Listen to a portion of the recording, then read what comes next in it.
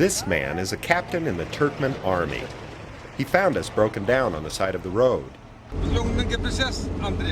When he discovered that I was an American and a filmmaker, we were immediately apprehended.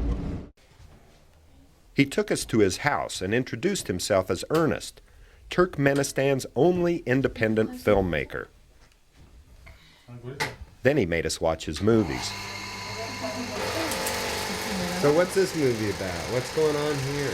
This movie is about the planning of a house. They've plotted the land out, and now he's showing you what's around the land. Ernest told me that his films were the best because they had no plot. Then he told me my obsession with the giant eye was idiotic, and that we must drink 3 bottles of Black Death vodka. Where's the coats here?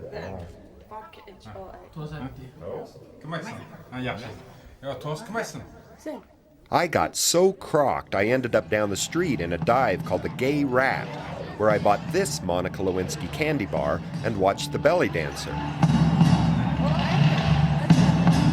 Then I bought this packet of Nas and put some of it under my upper lip.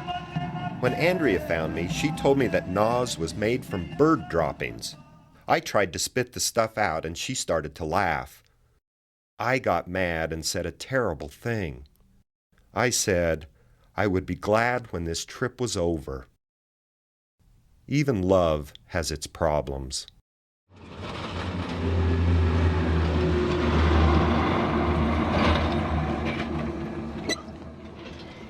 Andrea and I were on our way to the ancient ruins of Merv, because 2,500 years ago, Merv was home to the Zoroastrians, and I wanted to find more clues as to what was up with the mysterious giant eye.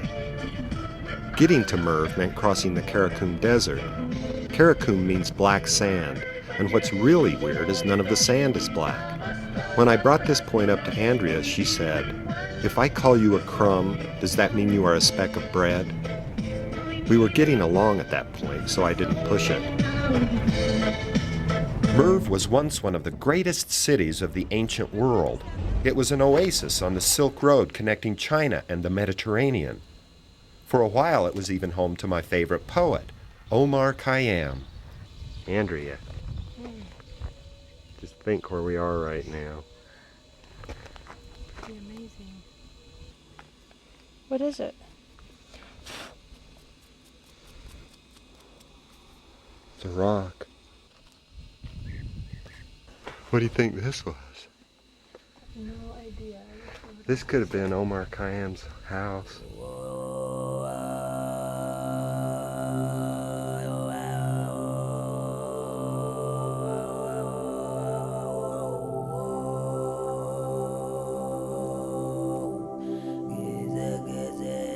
In 1218, the Mongols sacked the city, burned the libraries, and killed over 1 million people. It took 2 weeks for survivors just to count the bodies.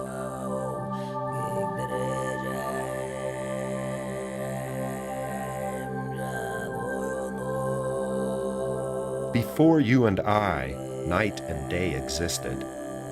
The revolving heavens were busy. Where you set your foot on the face of the ground was once the pupil of the eye of a sweetheart.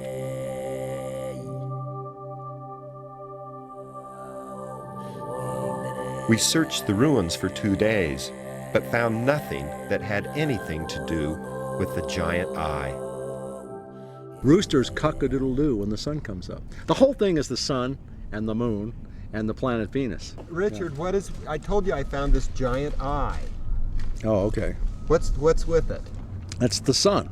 You had a The giant. sun? You had a giant eye in that absurd film that you made, Plan 10 from Outer Space or something. Didn't you have the aliens had that giant eye? I think this Yeah. is why you're attracted to this stuff. You have this in your mind somewhere, right? Oh. It's on a dollar bill. That's why. It's on a dollar On the bill? pyramid, yeah, in the back of George Washington, right? You got the giant eye. How does it tie to the sun? S-U-N. It's the man in the sun. The eye of God looking at the earth is the sun. The sun is the eye of God. Yeah, S-U-N. The sun is the eye of God. Yes, that's an ancient mythological motif in many different cultures. The Greek, the Irish, the Osiris. You're going to tie this to Santa Claus somehow? Well, sure. It's all tied together through history. Look, the red face, the white hair represent the sun. Santa Claus represents the sun that comes down the chimney at the winter solstice. 3 days. Now, wait a minute. Santa Claus represents the sun? This is an ancient religion. A god of the sun has a red face and white hair. And what does he say? He says, he knows when you are good or bad, so be good for goodness sake. He's got that eye in the sky, spying on us, you see? So you think When you this break the eye rule. has something to do with Santa Claus? Of course, patrilineal. Santa Claus has something to do with it.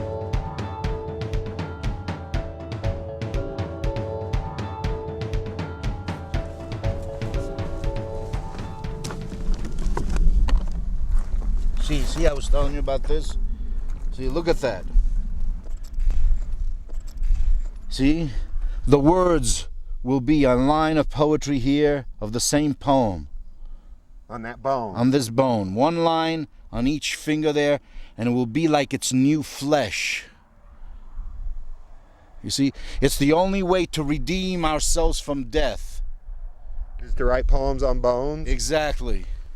These are pretty good bones right here. Yeah, these are beautiful. These are, see, like something like this, for instance.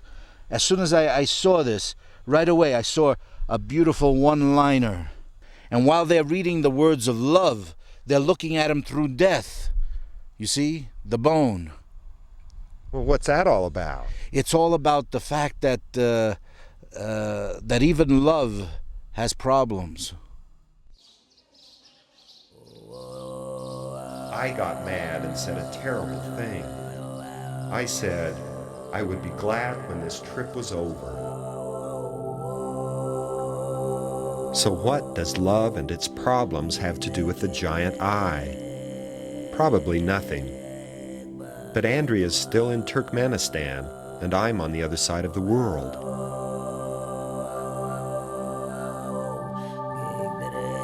Last night I opened my book of Omar's poems and read, "Do not expect much of the world and live contented.